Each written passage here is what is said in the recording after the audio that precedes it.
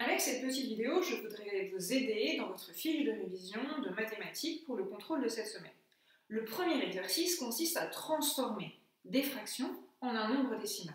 Il y a un lien entre les deux. Une fraction, c'est une partie d'un tout. Si j'ai mangé 3/4 du gâteau, 3/4 c'est une partie du gâteau. Si j'ai dépensé 27 centièmes de mon argent de poche, j'ai dépensé une partie de mon argent de poche, pas tout. Lorsque vous avez des nombres décimaux, 0,75 c'est une partie de l'unité, c'est moins qu'une unité. C'est une partie d'une unité. Il en manque encore 0,25 pour faire 1. Alors, lorsque vous avez des fractions comme par exemple 7 dixièmes, 7 dixièmes, ça se transforme très facilement en chiffre à virgule. 7 dixièmes, c'est 0,7. Le 7 dans 0,7 est le chiffre des dixièmes, j'ai donc 7 dixièmes. C'est plus difficile lorsque votre fraction n'est pas sur 10, 100, 1000. Donc, pour pouvoir la transformer, la fraction en un nombre décimal, je dois me débrouiller pour trouver la fraction équivalente sur 10, 100 ou 1000 quand c'est possible. Alors, c'est toujours possible dans les exercices des CM1, pas dans les exercices des CM2, on verra à la fin de la vidéo pour eux spécialement. Lorsque vous avez un quart, est-ce que je peux le mettre sur 10, sur 100, sur 1000? Je choisis toujours le plus petit. 10 n'est pas dans la table de 4. Je ne peux pas faire 4 avec chose égale 10. En revanche, une fraction sur 4, je peux la mettre sur 100. Par combien dois-je multiplier 4 pour avoir 100? C'est 4 fois 25. 4 fois 25, donc 1 fois 25, 25. Un quart, c'est 0,25. Lorsque dans vos notes, vous avez un quart des points, je vous mets 0,25. 13 sur 50. Alors, 13 sur 50, je vais aussi le mettre sur 100. 50 fois combien égale 100? Il y a combien de fois 50 dans 100? Il y en a 2. 13 fois 2, 26, est égal à 0,26. Alors, je vais changer parce que, disons qu'elles sont toutes sur 100. Quand vous avez une fraction sur 20, c'est comme si vous aviez une fraction, vous pouvez la mettre sur 100 en multipliant par 5.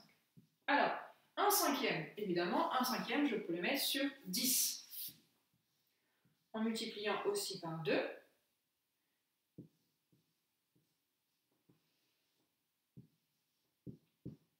0,2.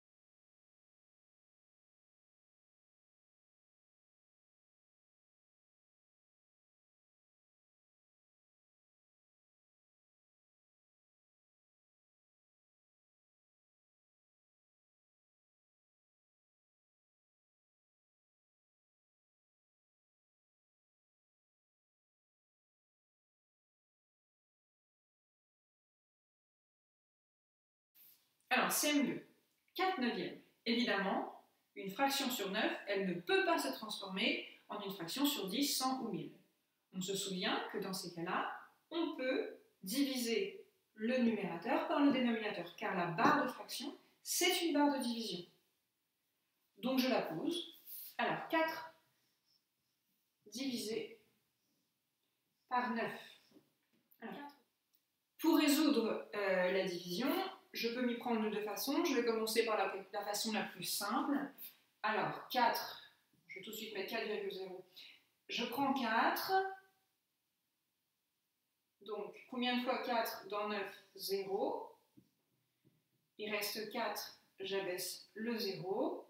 4 fois 9, 36. 36 pour aller à 40, 6 pour aller à 10, 4. J'abaisse le 0. 4. 4, etc. 0,44444. Donc, à peu près égal à 0,44. On va s'arrêter à 2 chiffres après la virgule. De toute manière, on peut continuer à l'infini.